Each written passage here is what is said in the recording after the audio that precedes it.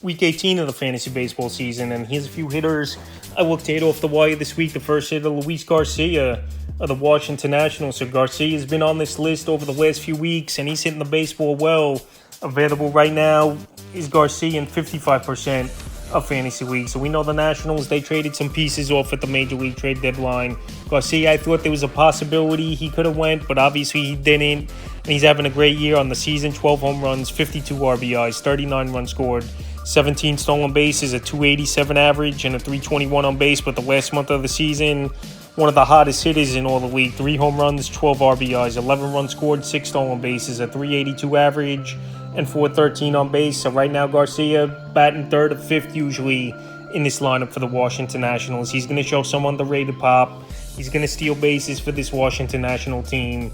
And second base, we know, is a weak position in fantasy baseball, so he's definitely worth an ad. The last few games, July 30th at the D-backs, 1 for 3. July 31st at the D-backs, 1 for 4, an RBI. August 2nd versus Milwaukee, 3 for 4, run, a stolen base. And August 3rd versus the Brewers, 3 for 4, a homer, an RBI, 3 runs scored, a stolen base. And right now, this series, he's definitely wearing out this Milwaukee Brewer team, is Luis Garcia. And this national team, they got some prospects and some young players that are up and coming, where I think in the next few seasons, this national team, again, could be a contender. So right now, while Garcia's out there in only 55% of fantasy leagues, and if he continues this stretch over the next week or two, he's not going to be available in enough leagues to be someone available to get off the wire. Next hitter is Josh Bell of the Arizona Diamondbacks. So the Diamondbacks, to give up nothing in a deal to get Josh Bell, especially with Christian Walker out on the injured list, it was a big deal for Arizona. Obviously in the wild card right now, trying to hold on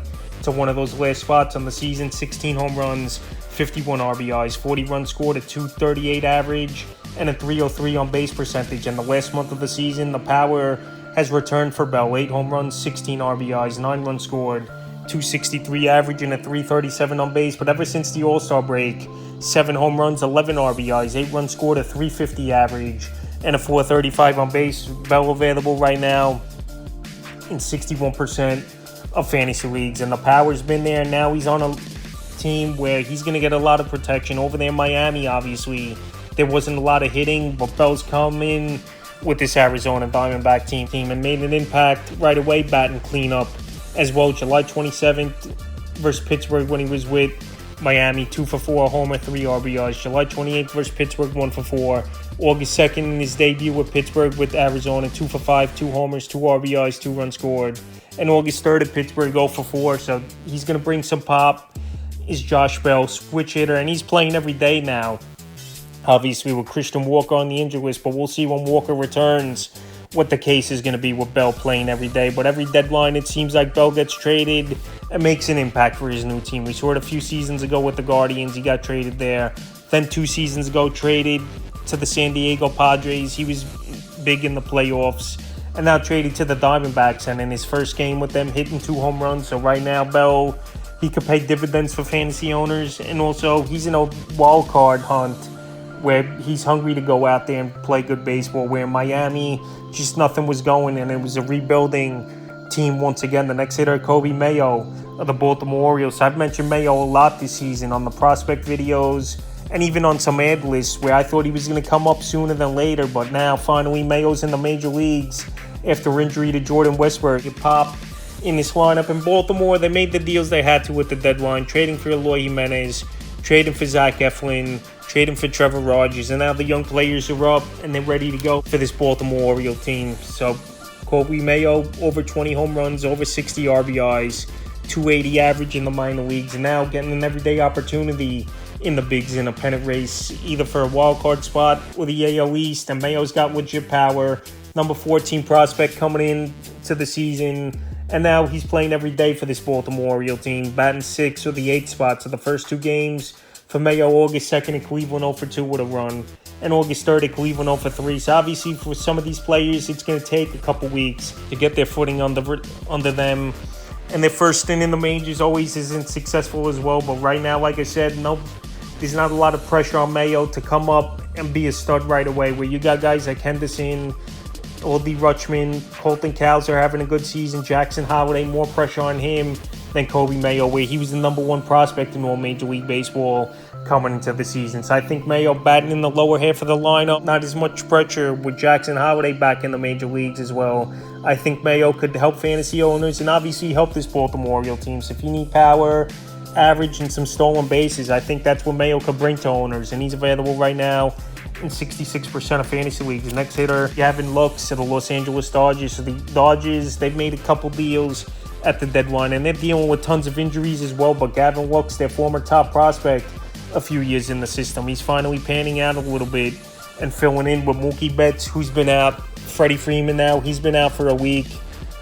So they had to shuffle a few players around, and Lux, he's been getting that consistent playing time, even though this Dodger team has struggled on the season. 6 home runs, 36 RBIs, 4 stolen bases, 36 runs scored for Lux, a 240 average and a 300 on base. But over the last 2 weeks, he's been white hot. 2 home runs, 11 RBIs, 7 runs scored, a stolen base, a 405 average, and a 489 on base. Right now available in 68% of fantasy leagues is Lux. And second base and outfield, he qualifies for. And like I said, playing every day and batting third for this Dodger team as of now. July 28th at Houston, 1 for 2, a homer, 2 RBIs, 2 runs scored. July 30th at the Padres, 1 for 4, an RBI. July 31st at the Padres, 1 for 3, an RBI. August 2nd at Oakland, 1 for 3, a run.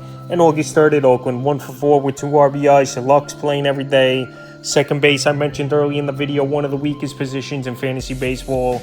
And we'll see if the playing time continues. Obviously, for Lux, when Mookie Betts returns to the lineup, and Miguel Rojas, if he returns sooner than later, Max Muncy. So with those few guys out for this Dodger team banged up right now, Lux is going to get playing time, and he's a solid add this week. The next hitter, Michael Toglia of the Colorado Rockies. So Toglia has been on the list a few times over the last few weeks. I know the batting average is low. I know he's got a high K rate, but he's got legit power, and he plays his home games in Coors Field, where those numbers will be inflated. On the season, 19 home runs, 41 RBIs, 35 runs scored, 4 stolen bases, a 206 average, and a 270 on base. But the last month of the season, he's been on a power tear. 10 home runs, 16 RBIs, 15 runs scored, a stolen base, a 236 average, and a 306 on base. If you're looking for power and RBIs and a first baseman outfielder combo player, Toglia is that for fantasy owners. July 31st at the Angels, 0 for 4. August 1st at the Angels, 2 for 4, a homer, 2 RBIs, a run scored. August 2nd at the Padres, 0 for 3. And August 3rd at the Padres, 0 for 4. So like I said, if you're looking for cheap power, more points league of an ad, I think Toglia is, and he's available still in 62% of fantasy leagues. But if he continues this power, because it's definitely legit power, 19 home runs in 228 at-bats is definitely a great number for Toglia. Points leagues is where I think you'll benefit the most, adding him off the wire this week. The next hitter, Tyler Wells of the New York Yankees. Tyler Wells, he's been filling in for Trevino, who's been hurt over the last few weeks. And Wells playing good baseball. And then when you're in the lineup with guys like Aaron Judge, Juan Soto, Jazz Chisholm, who's been a big addition so far in the early going for this Yankee team, Stanton back in the lineup, there's not going to be pressure, and you're going to get a lot of good pitches to hit, and that's exactly been the case for Austin Wells. On the season, 8 home runs, 28 RBIs, 31 runs scored, a 244 average, and a 341 on-base percentage. So his on-base to batting average, I like a lot. In the last month, he's been hitting the baseball well, 4 home runs, 14 RBIs. 10 runs scored, a 309 average, and a 402 on base. So this Yankee team a few weeks ago, they looked like one of the worst teams in the league, going on a horrible stretch, but now getting some reinforcements back in the lineup. It paid big dividends, and Austin Wells batting cleanup in this order. He's played great baseball in that spot. July 29th at Philly, 1 for 4, 2 RBIs. July 30th at Philly, 0 for 6, a run. August 2nd versus Toronto, 2 for 4. And August 3rd versus the Jays, 2 for 4 with an RBI. So like I said, this Yankee team, they're starting to get hot now once again, winning 7 out of 8 ball games. Austin Wells, he's been playing good baseball, and at a catcher position that we know is weak in fantasy baseball. He's definitely been a big pickup, especially being a catcher. Right now available in 68% of fantasy leagues. The next hitter is Victor Robles of the Seattle Mariners. So Victor Robles, he's with the Nats for many seasons, but just didn't do much offensively. And now he goes to Seattle, a tougher hitter's park to go to, and he's contributing big time for Seattle. On the season, 3 home runs, 8 RBIs, 14 stolen bases, 15 runs scored. But remember, he only got called up about a month ago, and a 296 average and a 379 on base in over a month for Victor Robles in the major leagues. Only 108 at-bats in the last couple weeks, 2 home runs, 3 RBIs, 4 stolen bases, 7 runs scored, a 326 average, and a 367 on base. We know this Mariners team, they're going for it all this season. They made some deals at the deadline, trading for Rosarina, trading for Turner, Yimi Garcia, JT Chargos, and Victor Robles. He was a nice addition a few months ago, and now batting leadoff and the catalyst for this Mariners offense. July 30th at Boston, 2 for 5, 3 runs, a stolen base. August 2nd versus Philly, 2 for 4, a homer, an RBI, a stolen base, 2 runs scored. And August 3rd versus Philly, 0 for 4. So I don't believe the batting average is going to stay over a 300 clip the remainder of the season for Victor Robles, but stolen bases, runs scored, and good on-base percentage, I think he could bring fantasy owners. And he's in the lineup where there's guys that could drive him in. Where in Washington, they gave up on him after last season, where he just couldn't get anything going. And they have James Wood and Dylan Cruz, who's going to come up sooner than later, with Wood already in the major leagues for that Washington national team. So like I said, they have a bunch of players ready to go in the outfield. Robles was expendable, and he just played over there in Washington for many seasons and couldn't get anything going. It was time to move on, and the change of scenery has helped Robles, and he's helping fantasy owners as well.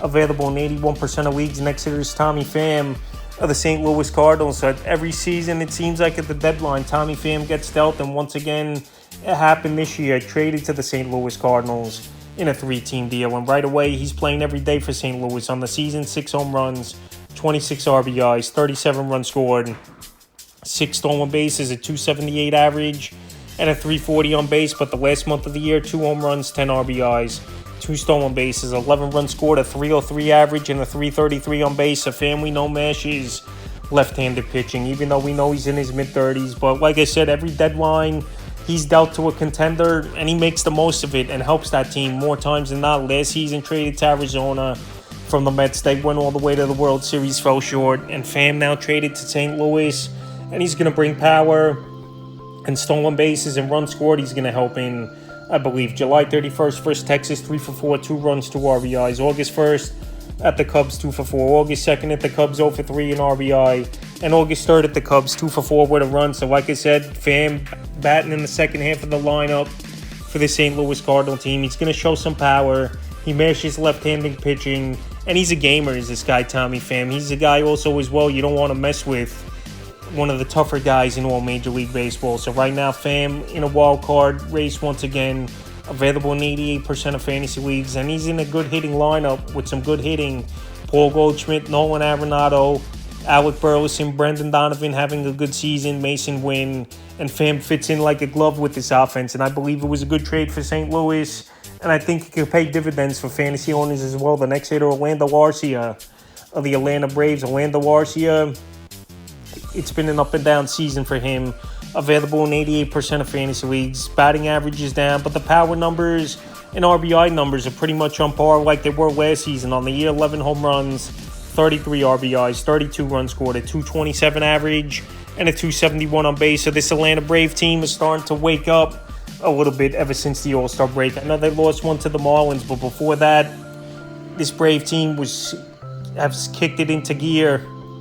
In 5 out of 7, July 29th in Milwaukee, 1 for 2, a homer and RBI. July 30th in Milwaukee, 2 for 5. July 31st at the Brewers, 1 for 4. August 1st versus Miami, 1 for 3, a homer and RBI. August 2nd versus Miami, 2 for 3, a homer, 2 RBIs. And August 3rd versus Miami, 0 for 2. So Arcia is showing the power stroke. This Brave team, they traded for Jorge Soler to get more power in the lineup. Lengthen this lineup as well. And Arcia, he did make the All-Star team last year and finished with 17 homers, 65 RBIs, and a 260 average. So right now, I'm not saying the RBIs he's going to get what he had last year or the average, but home run-wise, he's got an outside shot of hitting 20 and in a weak shortstop position in fantasy baseball, even with a low batting average. I think Arcia Ponies in deep points leagues, and the final hitter I looked at off the wire this week's Jake McCarthy of the Arizona Diamondbacks. So McCarthy, we know he's all about stolen bases, runs scored, and if he could bring some pop as well, it could help fantasy owners. Available in 93% of fantasy leagues on the season, 3 home runs, 24 RBIs, 16 stolen bases, 39 runs scored, a 289 average, and a 365 on base. So this season, a big on-base guy, McCarthy. Stolen bases, like I said, you know what you're going to get from him in that category. And over the last month of the season, no home runs, 5 RBIs, 3 stolen bases, 10 runs scored, a 321 average, and a 367 on base. So I think in category leagues and head-to-head leagues, McCarthy will help more. And those deep roto leagues with the stolen bases and the runs scored and a good on base. July 29th versus Washington, 0 for 4. July 30th versus Washington, 3 for 5, a run, an RBI. July 31st versus Washington, 3 for 4, a run, a stolen base. And August 3rd at Pittsburgh, 0 for 4. So McCarthy pretty much playing every day. Just lefties he don't play versus in that lineup for this Arizona Diamondback team. But like I said, he's valuable in terms of stealing bases, scoring runs, and an on-base percentage. So more category leagues and deep roto leagues, he'll have value this week, available in 93% of fantasy leagues. So that's a few hitters I looked at off the wire for Week 18 of the fantasy baseball season.